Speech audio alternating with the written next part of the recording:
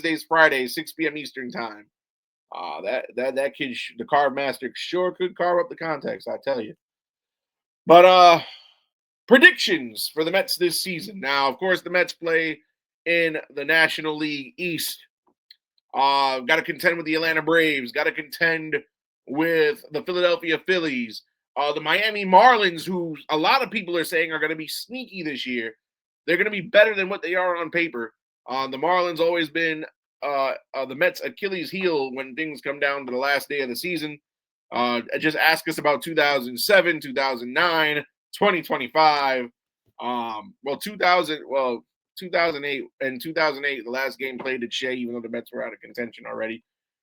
Shea Stadium got demolished after the last game there was a Mets loss. But the Marlins going to be good. And then the lowly Washington Nationals, who have been stuck in a rebuild since the moment they won the World Series.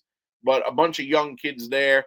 You look at these roster makeups. Of course, the Phillies, surprisingly, didn't add much of anything. They lost Ranger Suarez. He went to Bryson's Boston Red Sox. They re-signed JT Realmuto and they re-signed Kyle Schwarber, but they made no significant additions. They got Justin Crawford on their team, the son of legendary Carl Crawford of Tampa Bay Rays fame. But yeah, they lost a starter, and from the previous year, they basically are running it back with the same exact team, which I don't know how that's going to work. They did win the division last year. The Atlanta Braves, they're a bit better in a bit better position this season to start than they were last season. Ronald Acuna Jr. missed early parts of the season last season. He's starting the season healthy. He just won the World Baseball Classic with Team Venezuela. They did lose Marcell Ozuna, and for the second consecutive year, Jurickson Profar busted for PEDs. Profar is going to start. He's not even forget starting the season. He's out for the season. A 162-game suspension. That's a big blow for them. They did sign Robert Suarez from the Padres to bolster their bullpen. They're looking for another good season out of Chris Sale, hoping to get Spencer Strider back on track. You can never sleep on the Braves. And then again, I mentioned the Miami Marlins. They have Griffin Conine, Javier Sanoja just winning the World Baseball Classic with Team Venezuela. Kyle Stowers is going to miss the beginning of the season, but he'll be back. He was an all-star a year ago.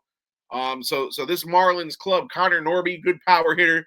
And then, of course, they have Sandy Alcantara, who a lot of people are deeming he's due in line to return to Cy Young form. They have Yuri Perez. So a lot of people thinking that they'll be better than they are on paper. And then the lowly Washington Nationals, a team full of young kids that need maturing, need to learn how to win. James Wood is the best player on their team. Phenomenal. I got to see him last season at Citi Field and again in spring training this year. They've got guys like C.J. Abrams, Dylan Cruz, Brady House, a great crop of young guys. Josiah Gray, who was the former Dodger prospect. Keibert Ruiz, the switch hitting catcher. So a lot of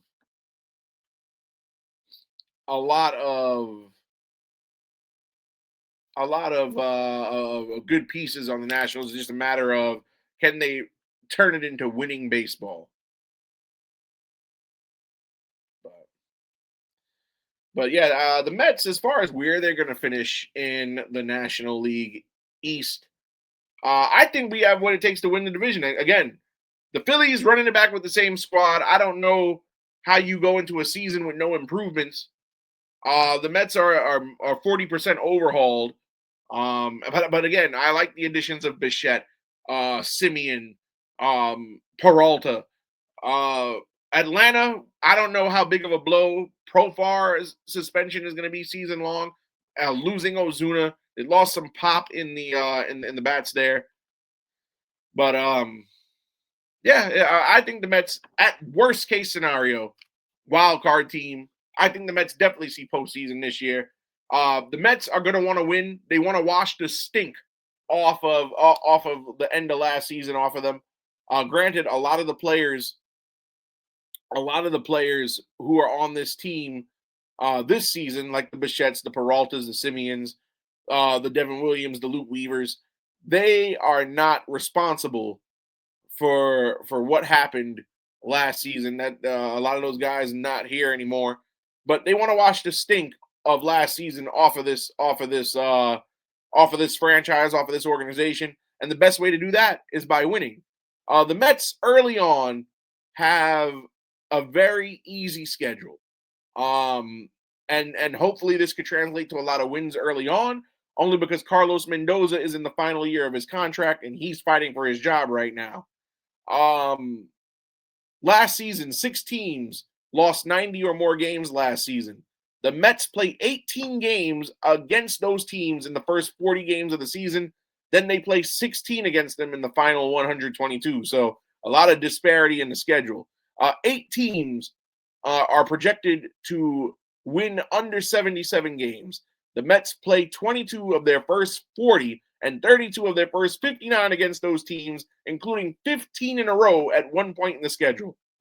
They play 19 games against them in the final 103. So the Mets got to take advantage of this early schedule. Had they just won one more game earlier in the season last season, things wouldn't have came down to the last day of the season. Only 6 of the Mets' first 40 games are against teams that finished last season above 500.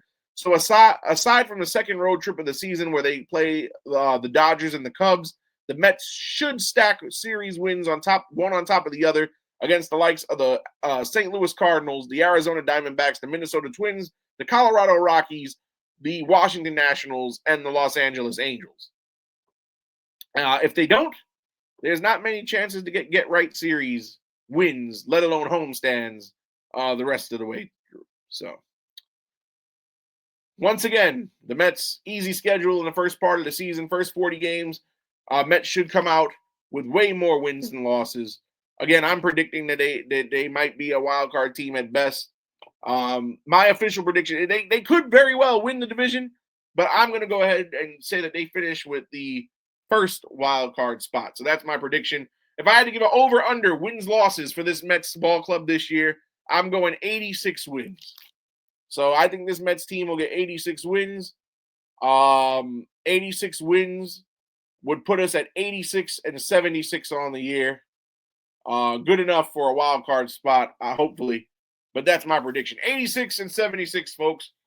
If you agree or disagree, sound off in the comments.